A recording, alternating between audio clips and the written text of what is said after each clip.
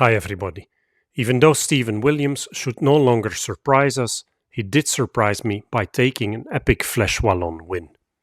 This Sunday, April the 21st, brings us the fourth monument of the season, Liège Bastogne Liège, 258k with well over 4,000 meters of elevation gain and comprising amongst others La Redoute and La Roche-au-Faucon.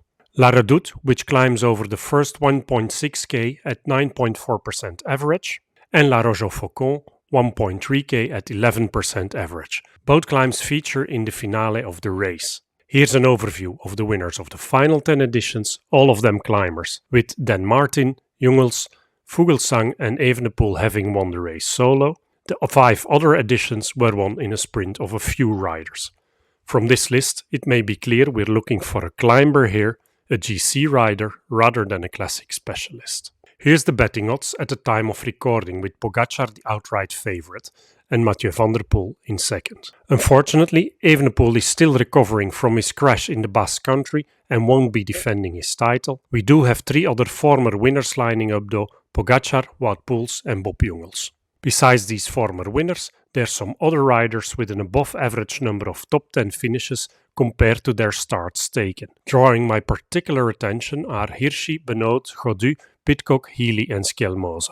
And then here's the riders to watch in my book. Starting with Van Zevenand at Soudal Quickstep, who portrayed his good form at Amstel Gold Race and whom I consider an outsider for the top 10 here.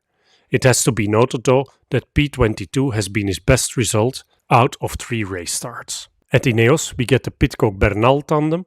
Pidcock was second to Evenepoel here last year and is in great form, fresh from a mature Amstel Gold Race win. Bernal hasn't raced here before, yet he has the right profile and thrives in cold weather, which is being predicted for Sunday.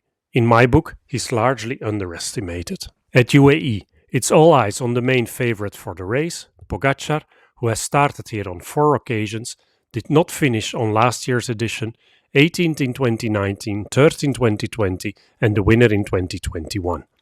He'll be backed by Hirschi, whom, with 4 top 10s out of 5 race starts, including second place ahead of Pogačar in 2020, has an impressive palmarès here as well. In this edition though, I expect him to be on Pogačar duty by pulling hard to give Mathieu van der Poel a tough time. At Visma Leasebike, Benoot is in good shape, 3rd in the Amstel and 9th in La Flèche. On top, he has done well here in the past, 23rd, 8th and twice 7th on his 4 earlier participations, so certainly a top 10 candidate once more. Attila Valter will certainly also do his part. Bahrain Victorious then has 3 riders to play with: Buitrago, 3rd on last year's edition, Bilbao, who never did really well here, yet whom is always one who can surprise, and finally Wout Poels, a former winner, back in 2016. Note he has only made it into the top 10 on 1 other occasion though, and this out of 10 race starts. That being said, expect Buitrago to be their main man.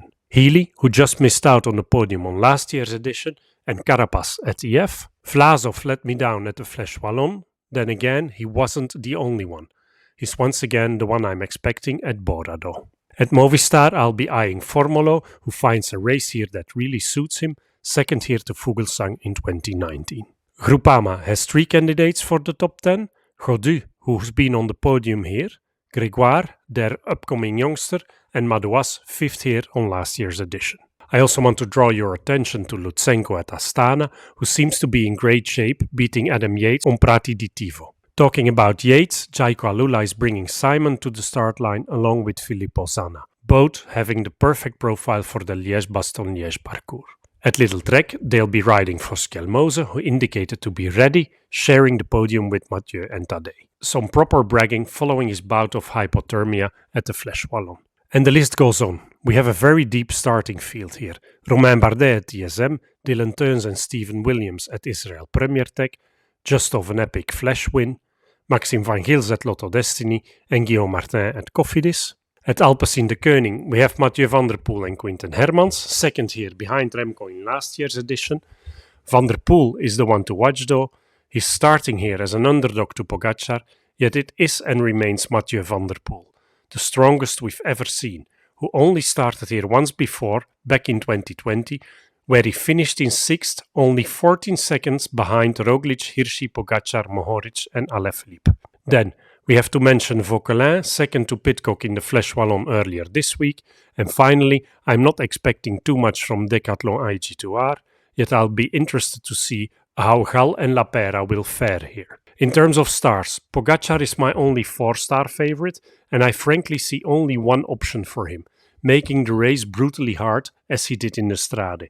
Have his team smash the uphills from very far out to put Mathieu van der Poel on the limit, forcing him to burn some matches. Do I think Mathieu van der Poel can beat Pogačar here? I don't expect him to, yet with Mathieu you never know. So he does get 3 stars from me, along with Pidcock and Skelmose. Buitrago, Healy, Van Gils and Williams get 2 stars, and Teuns and Bernal each get 1 star. In terms of podium prediction, I expect Pogačar to win solo, with Mathieu stunting by taking 2nd ahead of Skelmose in a sprint of a small group behind. Enjoy the race and keep an eye out for my Giro d'Italia preview. The Grand Tour season is starting and I hope you'll join along.